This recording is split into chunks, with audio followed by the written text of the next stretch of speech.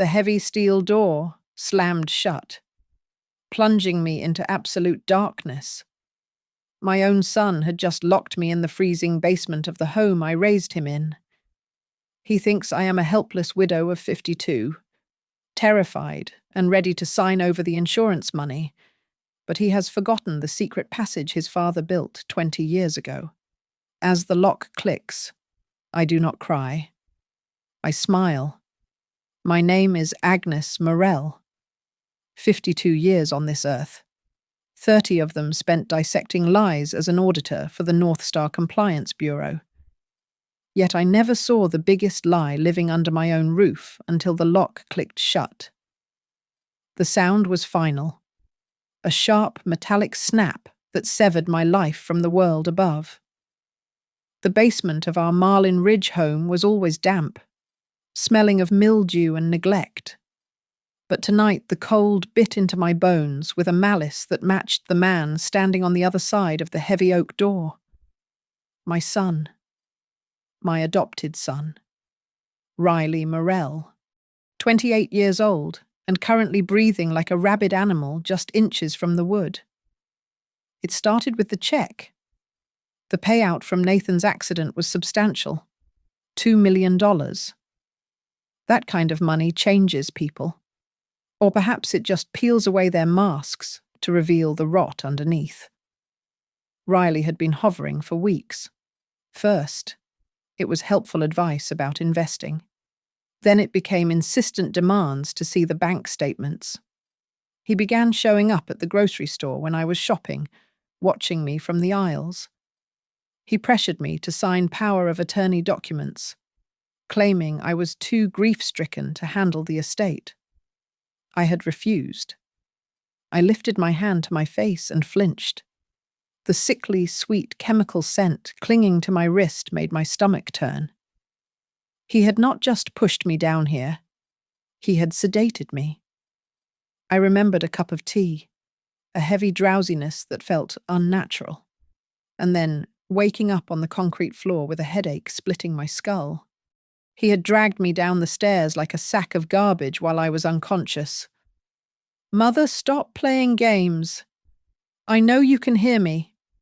Riley screamed, his voice cracked, shifting from the smooth baritone he used on his friends to something shrill and desperate.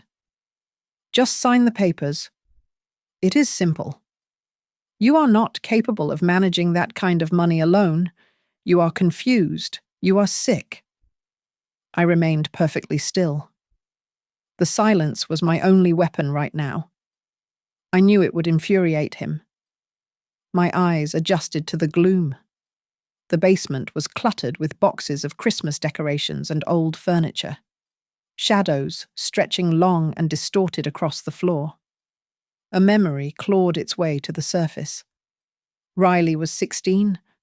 I had refused to buy him a sports car he demanded. He did not argue then either. Instead, I came home to find his bedroom destroyed, not just messy, but methodically obliterated. The drywall punched in, the mattress shredded with a box cutter.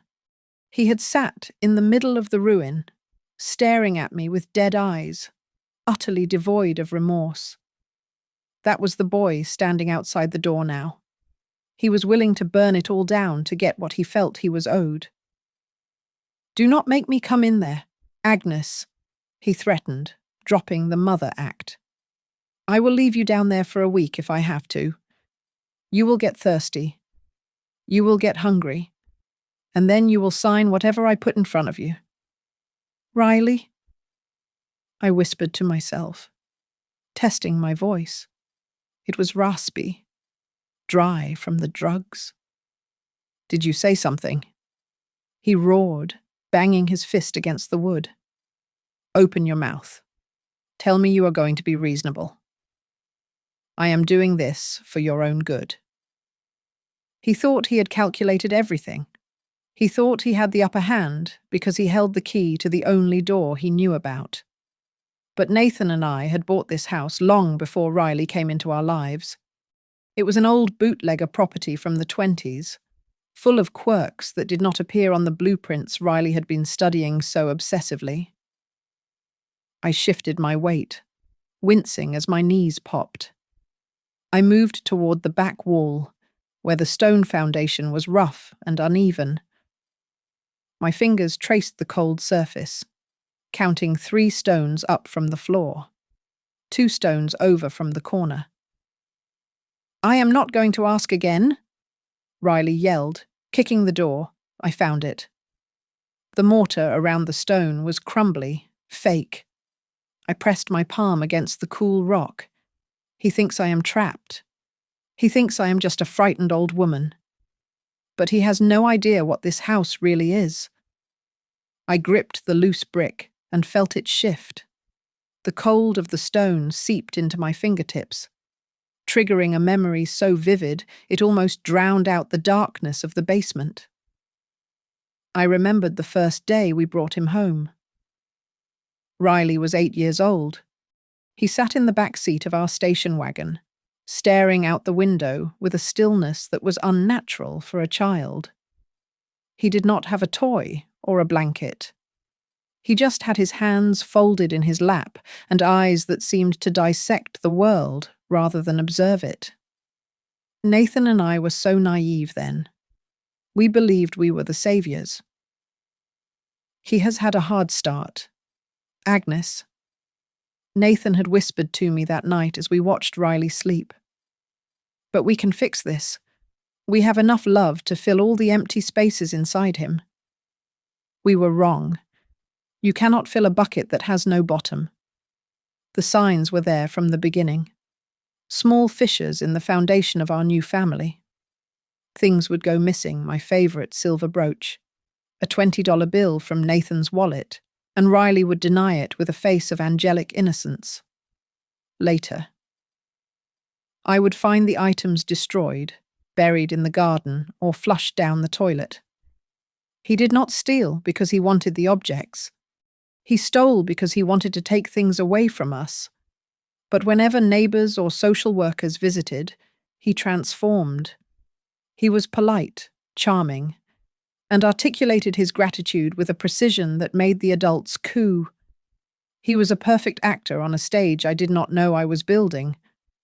I remember the fight Nathan and I had when Riley was 12. It was late, and the kitchen light was humming overhead. "Agnes, there is something wrong with him," Nathan had said, his voice low and trembling. "I found a bird in the yard. He had hurt it, deliberately. We need to take him to a specialist." "He is just a boy," I had screamed back, my denial acting as a shield. "He is adjusting. I will not have you treat our son like a lab rat. He just needs time."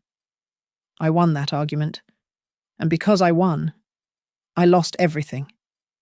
The mask fully slipped the day Nathan died. It was a construction accident, a structural failure that took my husband and 3 other men.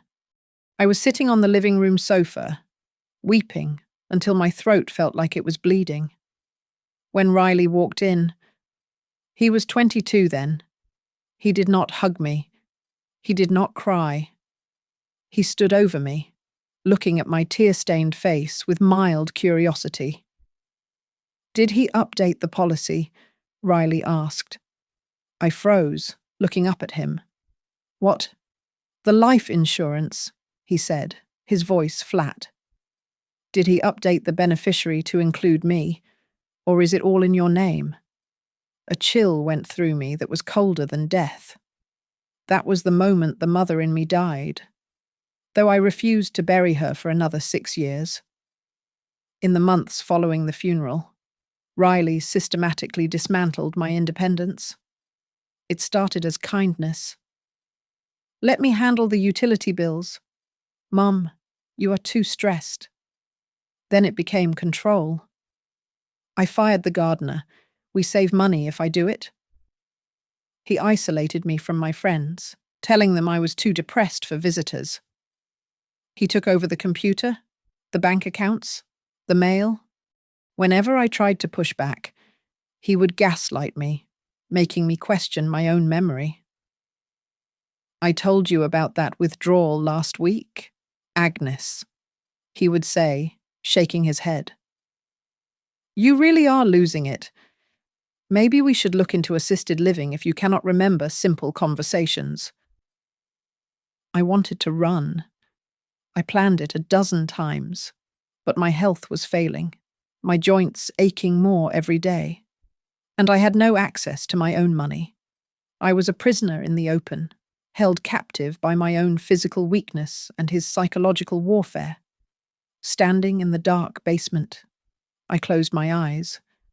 My softness had been my undoing.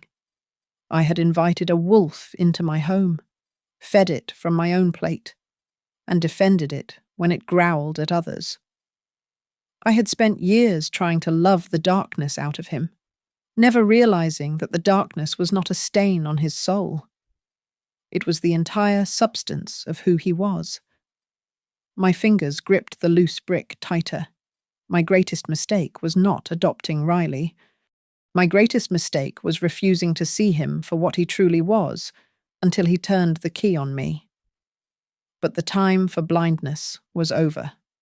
I dug my fingernails into the crumbling mortar surrounding the loose stone. It gave way, with a gritty resistance, sending a small cascade of dust onto the concrete floor. With a grunt of effort, I worked the heavy brick free and set it silently at my feet.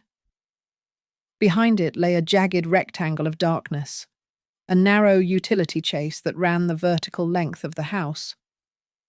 Nathan had discovered this space when he was rewiring the electrical system 20 years ago. He had meant to seal it up properly with drywall, but I remembered the day he showed it to me, wiping grease from his forehead with a rag. He had pointed his flashlight into the void.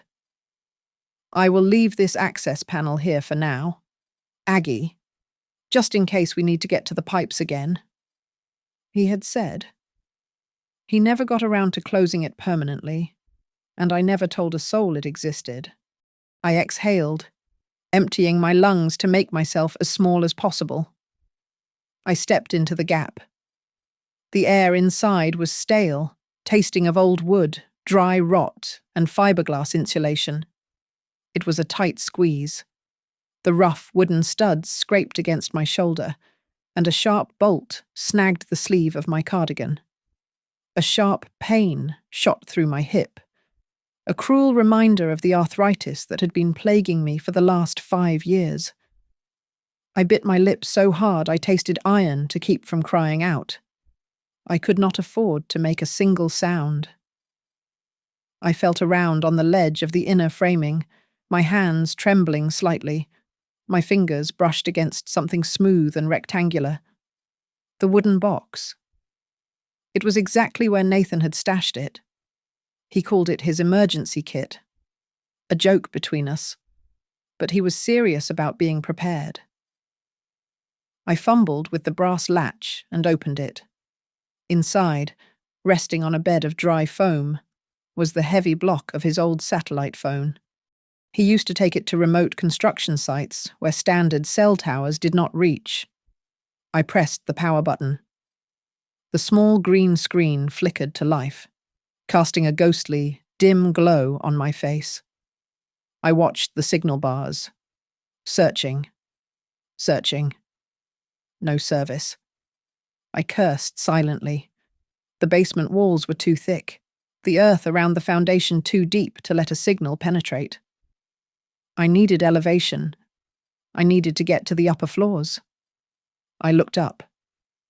The chase was a vertical tunnel of wires and PVC pipes. It was a makeshift ladder, but a dangerous one. I tucked the heavy phone into the waistband of my slacks and began to climb. Every movement was a battle against my own body. My muscles trembled from the residue of the sedative Riley had given me, and my knees protested the strain. This house has too many dead corners to ever really feel safe. Agnes. Nathan had once told me during a storm, his voice echoing in my memory. I pushed myself upward, wedging my back against the studs and using a cast-iron drain pipe for leverage. Suddenly, A thunderous boom shook the wall behind me. Riley was attacking the basement door. "Mother!" he screamed. The arrogance was gone, replaced by a frantic, high-pitched terror. "Answer me if you hurt yourself. I swear to God, Agnes. You need to be alive to sign those papers." He was not worried about his mother. He was worried about his inheritance. If I died down here before the transfer was complete, the probate process would be a nightmare for him. It would invite investigation. It would expose everything. He needed a living victim, not a corpse. "Agnes, say something. Please," he begged, his voice cracking as he pounded the wood. I froze, clinging to the pipe, listening to him hyperventilate on the other side of the wall. He was slamming his body against the barrier, terrified that his golden goose had just snapped its own neck in despair. He thought he had total control, but silence was a variable he had not calculated. I did not make a sound. I let the silence stretch out, heavy and suffocating. I imagined him sweating, his hands shaking as he fumbled with the keys, his mind racing with the possibility that he had ruined his own plan.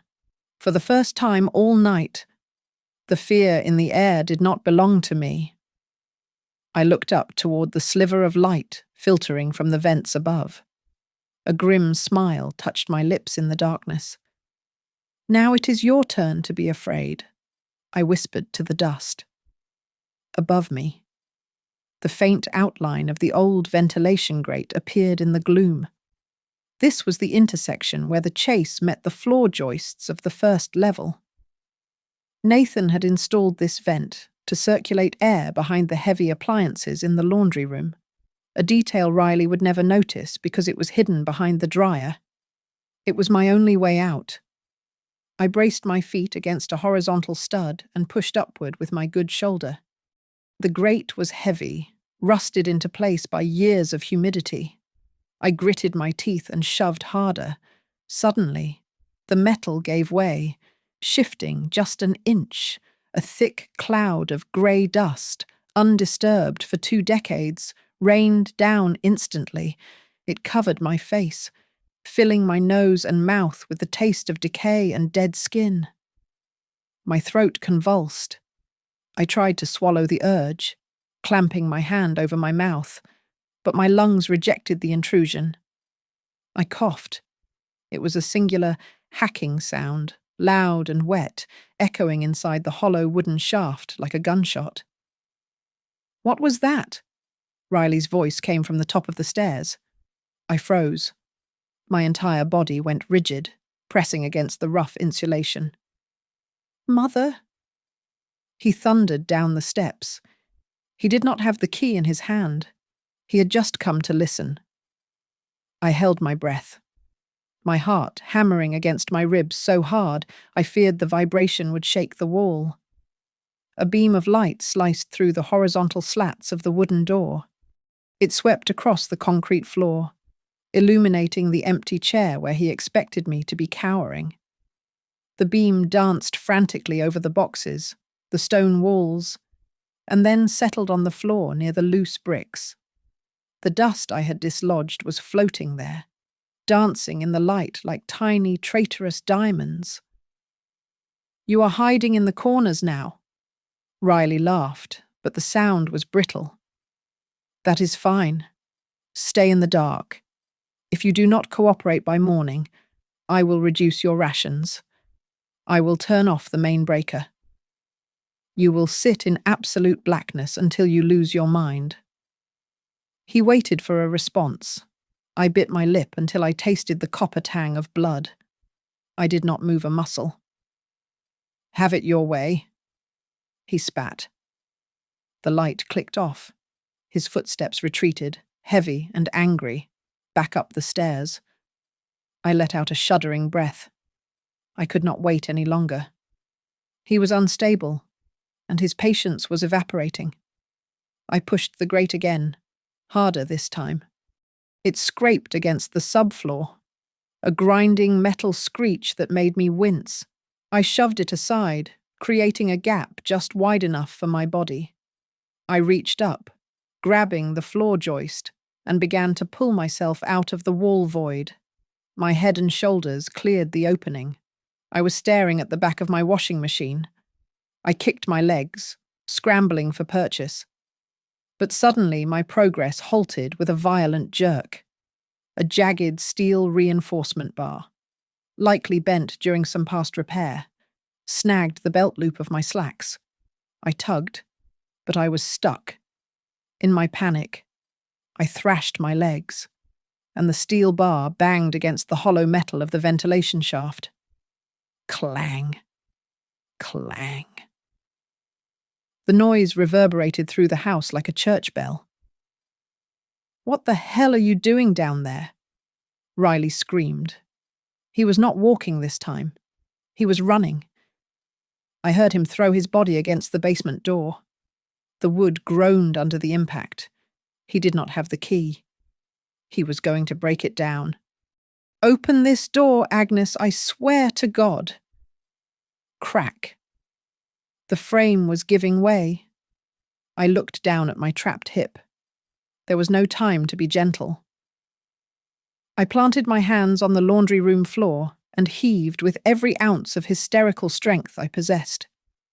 The fabric of my pants tore, but the steel bar did not let go easily. It sliced across my hip and gouged a deep, jagged line into my shoulder as I twisted free. The pain was blinding, a white-hot, searing sensation that made my vision blur. I stifled a scream and dragged my body through the hole, tumbling onto the cool tile of the laundry room floor. Below me, a massive, splintering crash echoed through the floorboards. Riley had kicked the door in. "Where are you?" he roared, his voice echoing in the empty basement. He was downstairs, staring at a vacant cell, and I was lying on the laundry room floor, bleeding, but free. I pulled myself up from the cold tiles of the laundry room, clutching my bleeding shoulder. The air in the main house smelled of lemon polish and old coffee, a scent of normalcy that felt jarringly out of place. This was no longer the sanctuary where I had baked cookies and hosted book clubs. It was a battlefield, and the enemy was clawing his way up from the earth beneath my feet. "Where did you go?" Riley screamed from the basement, his voice muffled by the floorboards, but getting louder. "I know you found a way out. I will find you." He was coming up the stairs. I could hear his heavy boots thudding against the wood. He would reach the door at the top of the stairs in seconds. The door opened into the kitchen, just a few feet from where I stood. I needed a barricade. My eyes landed on the refrigerator. It was a massive stainless steel beast, heavy and full of food, adrenaline, cold and sharp, flooded my system, momentarily dulling the throbbing pain in my hip. I jammed my shoulder against the side of the appliance and shoved.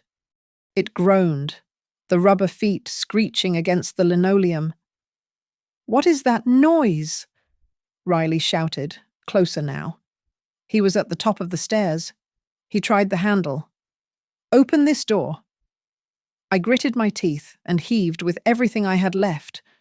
The refrigerator slid another foot, slamming directly in front of the basement door just as Riley threw his weight against it. The impact shook the heavy appliance, jarring my bones, but it held.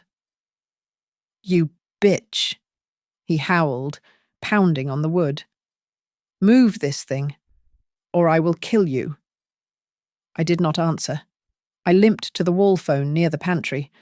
I lifted the receiver, praying for a dial tone. Silence. I looked at the cord. It had been severed cleanly with a pair of wire cutters. Of course. He had been planning this for weeks, maybe months. He had turned my home into a cage before he even locked me away. I needed a weapon. But not a knife or a gun.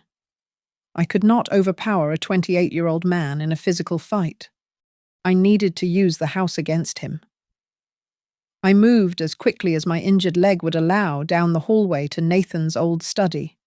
The room was untouched, exactly as my husband had left it, filled with the smell of pipe tobacco and paper. I rifled through the top drawer of his drafting desk. Nathan was a meticulous man. He had drawn detailed schematics of every renovation we had ever done. My fingers found the blue folder labeled Electrical Schematics, 1998. I opened it. Nathan had installed a secondary breaker panel in the mudroom closet to handle the load from the garage workshop.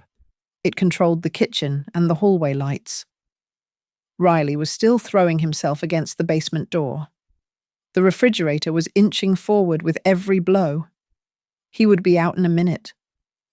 I made my way to the mudroom. I opened the grey metal box of the breaker panel. I found the master switch for the ground floor lighting. I am going to break every bone in your body. Mother. Riley roared. I heard the wood of the basement door splinter. He was through. I flipped the switch. Instantly, the house plunged into pitch blackness. The banging stopped. The sudden silence was heavy and disorienting. What did you do? Riley's voice drifted from the kitchen, confused and small in the dark. He was blind. I knew this house by touch. I knew where the floorboards creaked.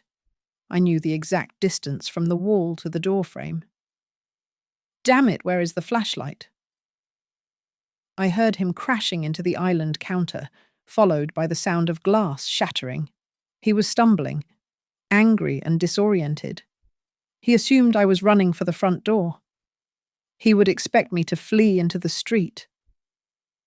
I moved silently to the back door leading to the garden. I unlocked it and opened it wide, letting the night wind rush in. I slammed it shut again, hard, making sure he heard the noise. "I see you!" he yelled, running toward the sound of the door. "You are not getting away!" But I did not go outside.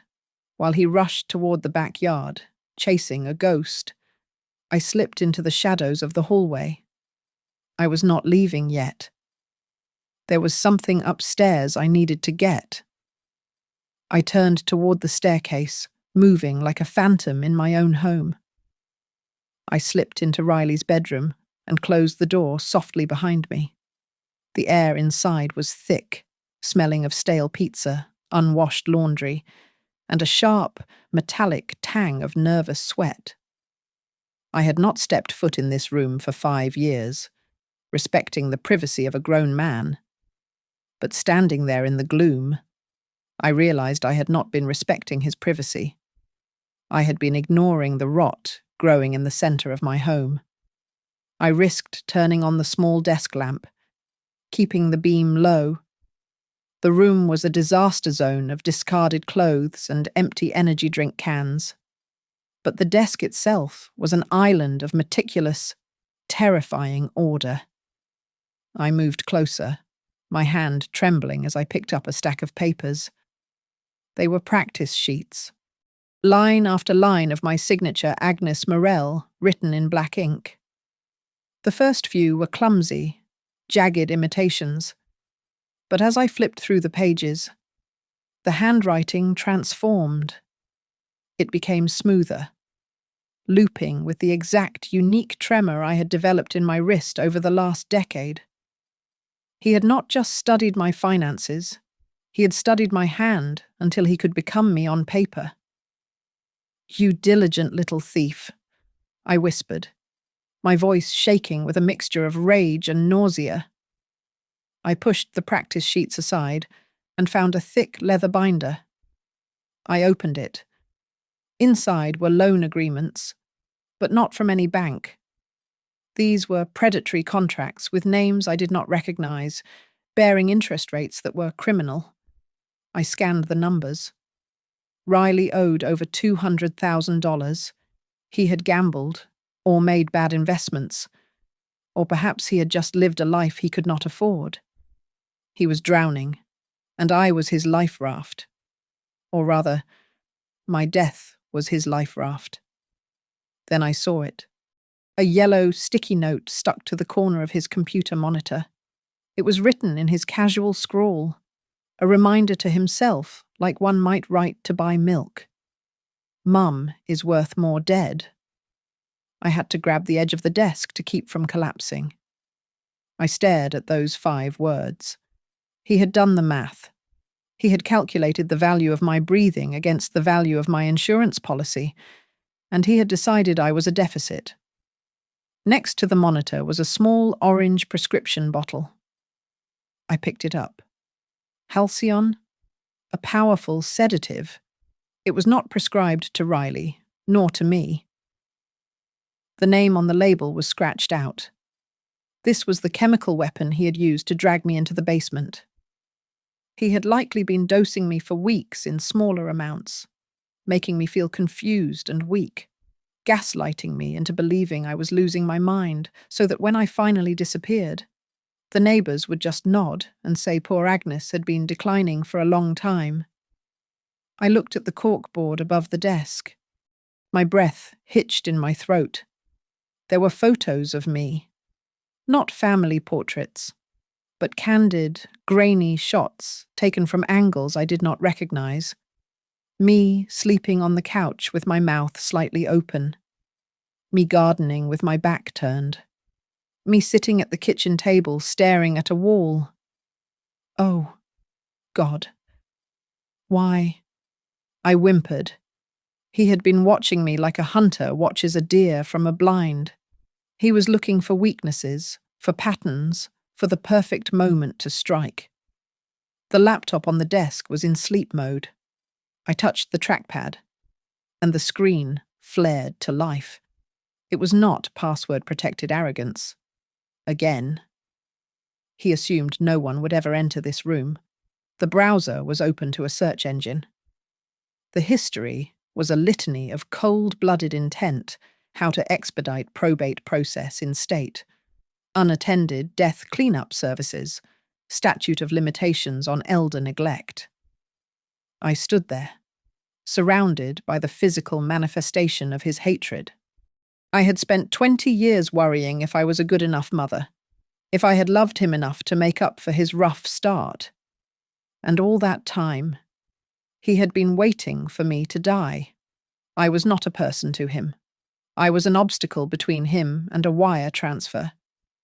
Tears pricked my eyes, hot and angry. But I did not let them fall. I wiped my face with my sleeve. The grief I felt for the little boy I once held was gone, replaced by the cold, hard resolve of the auditor I used to be. I was looking at evidence of fraud, conspiracy, and attempted murder. I grabbed the loan shark contracts, the practice signatures, the sedative bottle, and the sticky note. I shoved them deep into the inside pocket of my torn cardigan. You wanted to inherit my legacy, Riley. I hissed into the empty room. Fine. I will give you exactly what you deserve. I had the evidence. Now I just needed to survive long enough to present it. I turned off the lamp and headed back into the shadows of the hallway. The victim was gone. The witness was ready. A deafening crash echoed from the kitchen, shaking the floorboards beneath my feet. The refrigerator had finally given way. Riley was out of the basement. I did not have time to think. I threw myself into the narrow coat closet in the hallway, pulling the louvered door shut just as heavy. Erratic footsteps thundered onto the hardwood. I pressed my hand over my mouth, my back wedged against the smell of old wool coats and mothballs. "Mother!" Riley screamed. His voice was raw, tearing through the silence of the dark house. "Do not make this harder than it has to be. I just want to talk." He was pacing in the living room, swinging the beam of a flashlight wildly. I could see the light slicing through the slats of the closet door, sweeping back and forth like a searchlight seeking an escaped prisoner. He was hyperventilating, his breath coming in sharp, ragged gasps that sounded more like a wounded animal than a human being. "I know you are here," he hissed, smashing a vase off the entryway table. "Come out. Agnes. You are old. You are hurt. You cannot run from me." He moved past the closet, heading toward the bedrooms. This was my chance. I slipped out of the closet, my socks sliding silently on the wood. I moved toward the kitchen, staying low. The layout of the house was etched into my mind, every turn and obstacle familiar after 30 years. I needed to slow him down. I reached the sliding pocket door that separated the kitchen from the main hallway. It was heavy oak. I slid it shut with a soft rumble. I grabbed the sturdy wooden handle of the mop, leaning against the pantry, and jammed it diagonally between the door handle and the floor cleat. It was a crude lock, but it would hold him for a minute. "I hear you," Riley shouted from the bedroom hallway. He had heard the door slide. I turned and ran toward the access stairs for the attic. Nathan had always said the attic was the best escape route in a fire because it had a dormer window that opened onto the lower roof of the porch. If there is a fire, go to the roof. He had told me 1,000 times. Well, there was no fire. But my house was burning down all the same. I scrambled up the narrow, steep staircase. My injured shoulder screamed in protest as I hauled myself up the banister, the fabric of my shirt sticking to the drying blood. My heart hammered against my ribs, a frantic drumbeat that drowned out the sound of my own shallow breathing. Below me, a violent thud shook the walls. Riley had reached the kitchen door. "Open this door!" he roared. Thud. "Agnes, I am going to burn this whole place down with you in it." Thud. The wood cracked. The mop handle was bending. I reached the top of the landing and stumbled into the dusty, open space of the attic. Moonlight filtered in through the dormer window at the far end, illuminating the stacks of old trunks and forgotten furniture. I limp ran toward the window, my hands reaching for the latch. My fingers brushed the metal, and my heart stopped. The old, simple hook-and-eye latch Nathan had installed was gone. In its place was a shiny, new, double-keyed deadbolt. I stared at it, the horror washing over me cold and absolute. Riley had changed the lock. He had anticipated this. He knew I might try to get out this way, perhaps months ago when he started planning this siege. I rattled the window frame, desperate, but it was sealed tight. I was trapped. Below, the sound of splintering wood exploded through the house. The kitchen door had shattered. "Found you," Riley whispered, his voice drifting up the attic stairwell. It was not a scream this time. It was a low, satisfied purr. I heard his boots hit the first step of the attic stairs. Creak. Creak. He was taking his time now. He knew there was no other way out of the attic. He thought he had cornered the rat. I backed away from the window, my eyes darting frantically around the room. There was nowhere to hide. The trunks were too small. The wardrobe was too obvious. Then I looked up.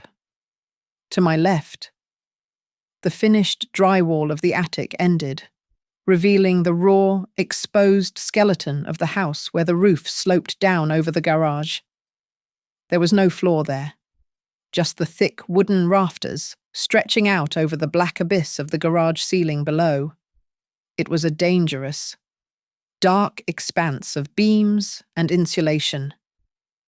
"I am coming up, Mother," Riley called out, his voice closer now. Do not worry. I have the key for the window right here in my pocket. I looked at the rafters. They were narrow, barely 6 inches wide. If I slipped, I would crash through the drywall ceiling of the garage and break my neck on the concrete floor below. But if I stayed, I was dead anyway. I grabbed the nearest beam and hoisted myself up, swinging my legs over the abyss. Agnes. Riley's head crested the top of the stairs, his flashlight beam cutting through the dust. I was already gone, disappearing into the shadows of the eaves, leaving safety behind for the terrifying unknown of the rafters. The darkness above the garage was a different beast than the basement. It was suffocating, filled with the scratching sound of rodents and the overwhelming itch of fiberglass insulation. I was on my hands and knees, balancing on a wooden beam no wider than my hand. Below me, between the joists, was nothing but a fragile layer of drywall and then a 12-foot drop to the concrete floor of the garage. My shoulder throbbed with a pulse that matched my heartbeat, but I forced myself to move forward, inch by inch, hand over hand. The air was hot and stagnant, thick with dust that coated my throat. "Where are you going?" Agnes. Riley's voice drifted from the attic opening behind me. He sounded amused, like a child playing hide-and-seek. "You cannot walk on air. Come back here and sign the papers. And maybe I will let you have a glass of water." I did not answer. I focused on the next beam. It looked old, darker than the others. I shifted my weight onto it, reaching forward to test the stability. Crack. The sound was like a gunshot in the confined space. The wood beneath my right knee splintered instantly. I pitched forward, gravity snatching at me with greedy hands. My leg punched through the rot, swinging wildly into the open air below. I slammed my chest against the neighbouring beam, wrapping my arms around it in a desperate, splinter-filled embrace. Dust and chunks of wood rained down into the garage below, echoing loudly in the cavernous space. "Oh, did you hear that?" Riley screamed from the attic, his voice trembling with excitement. "That sounded painful. Did you break a hip?" "Mother, are you dangling there like a spider?" He laughed, a high, jagged sound that bounced off the roof tiles. He thought I was falling. He thought this was the end. "I'm coming to watch you drop," he taunted. I grit my teeth, suppressing the urge to sob. The rough wood scraped the skin off my cheek as I squeezed my eyes shut. "Not yet," I told myself. "You are not dead yet." Summoning strength I did not know I possessed, I hauled my leg back up. My muscles screamed, burning with lactic acid and exhaustion. But I managed to hook my ankle over the solid beam. I dragged my body forward, slithering like a snake across the treacherous expanse. I looked ahead. Through the gloom, I saw it. A thick steel reinforcement bar running perpendicular to the wooden joists. Nathan had installed it 20 years ago when we had the roof repaired after a hurricane. He had called it his hurricane insurance, a way to tie the structure together. To me, it looked like salvation. I reached out, my fingers brushing the cold, rusted metal. It was solid, unmoving. "I can hear you breathing." "Agnes," Riley called out, but his voice was further away now. He was hesitating to step onto the beams. He was a coward when the ground wasn't solid beneath his feet. I grabbed the steel bar with both hands. This was the spot. Directly below this section was the storage area of the garage, where we kept the empty appliance boxes and holiday decorations. I took a deep breath. I lifted my good leg. and drove my heel down into the drywall between the beams. Thump. It held. "What are you doing?" Riley shouted, panic creeping back into his tone. I kicked again. Harder. Crack. The drywall gave way. I didn't wait. I wrapped my arm around the steel bar to steady my descent and let gravity take the rest of me. I slid through the hole I had made, tearing my clothes on the jagged edges of the gypsum board. I fell. It was only a few seconds, but it felt like hours. I crashed into a mountain of cardboard boxes. The impact knocked the wind out of me. A sudden, brutal compression that left me gasping on the cold concrete floor. The boxes collapsed, absorbing the worst of the blow. But my bad hip flared with white-hot agony. I lay there for a moment, staring up at the jagged hole in the ceiling where dust was still drifting down like snow. "No, no," Riley yelled from above. He was pacing furiously on the edge of the attic, but he could not follow. He was trapped.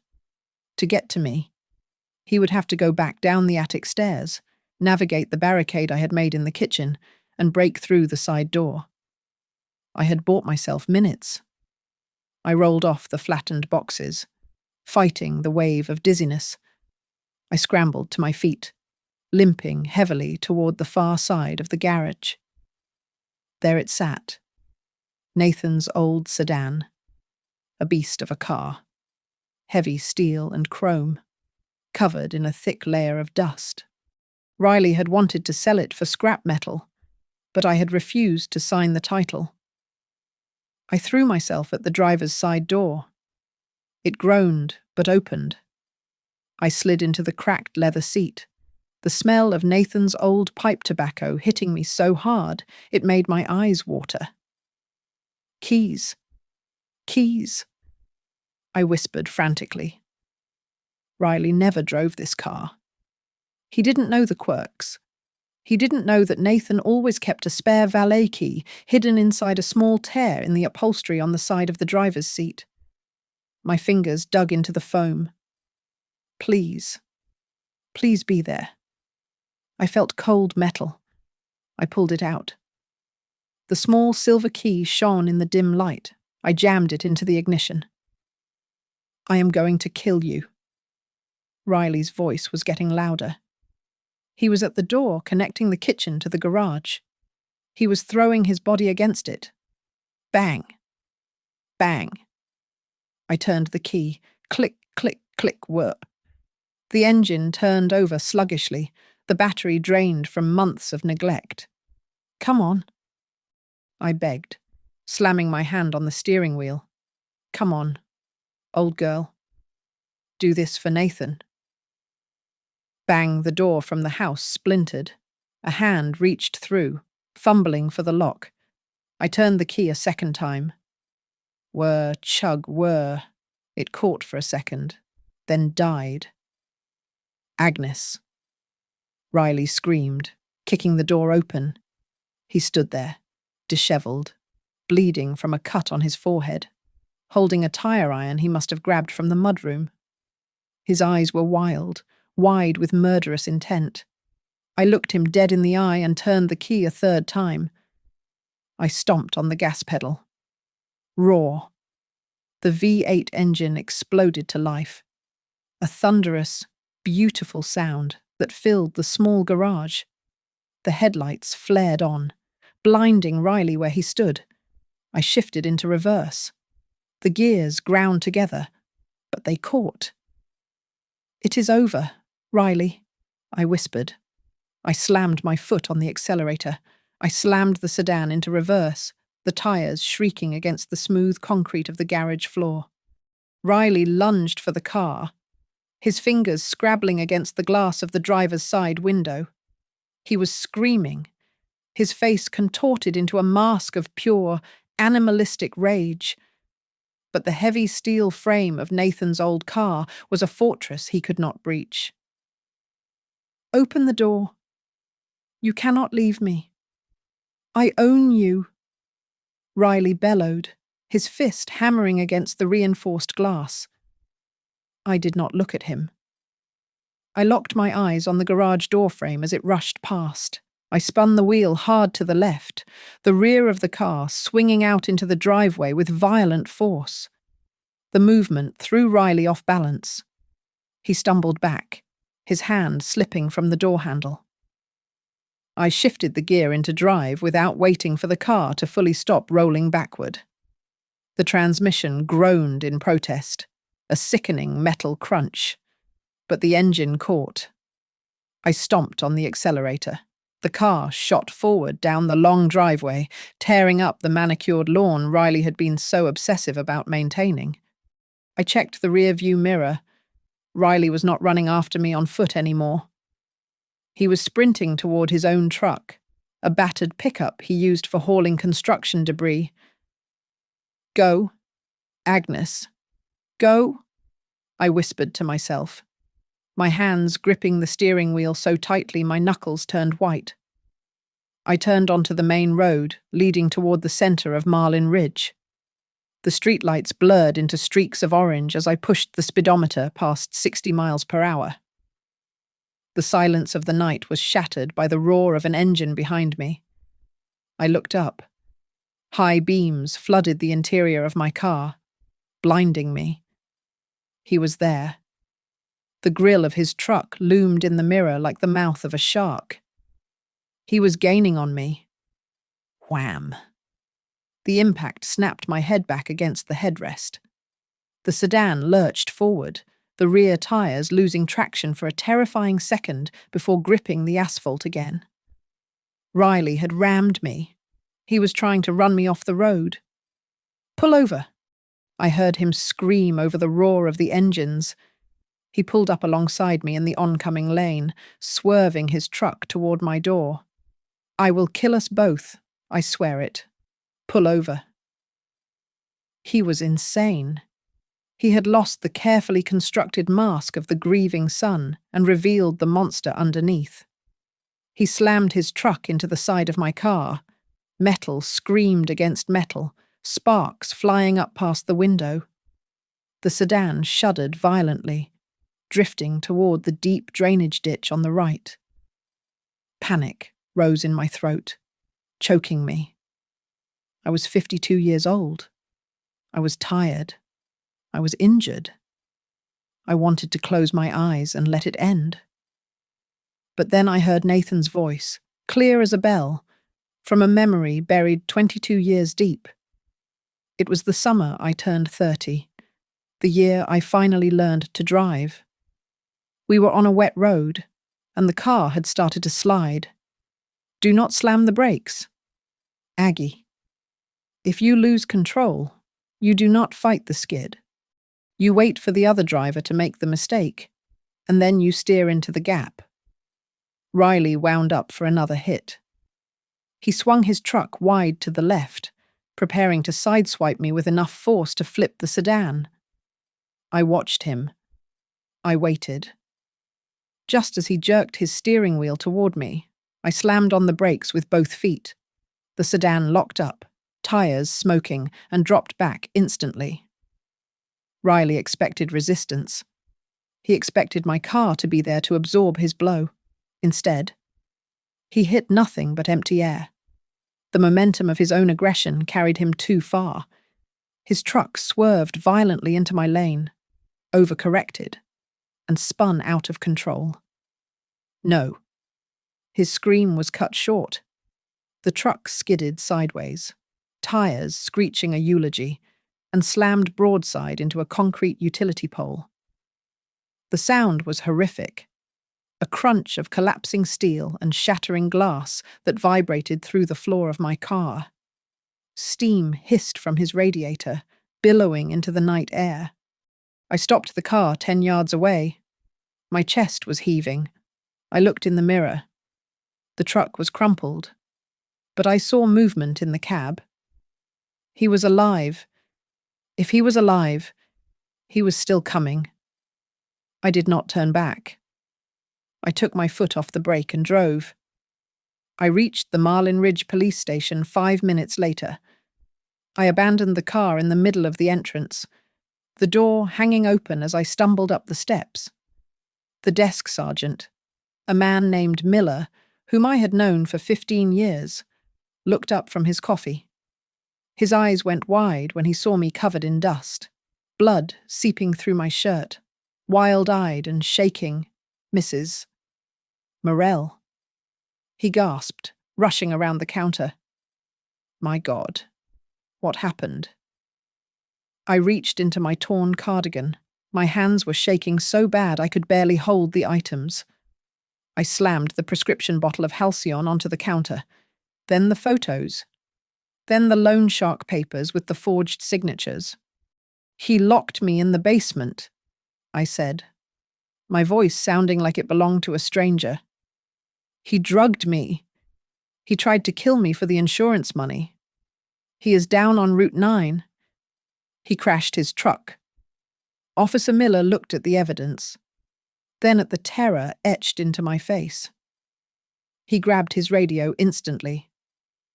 "All units, I have a code 3 on Route 9. Suspect is Riley Morell. Proceed with extreme caution. Suspect is considered dangerous." I sank onto the wooden bench in the lobby, the adrenaline finally draining out of me, leaving nothing but a cold, hollow ache. I had survived the basement. I had survived the chase. But as the sirens began to wail outside, heading toward the wreckage of my son's truck, I knew the hardest part was not over. I had to watch them put handcuffs on the boy I had once taught to tie his shoes. It took the deputies 40 minutes to find him. Riley had managed to crawl out of the wreckage of his truck, leaving a trail of blood on the asphalt before disappearing into the dense pine woods bordering the highway. They tracked him with dogs.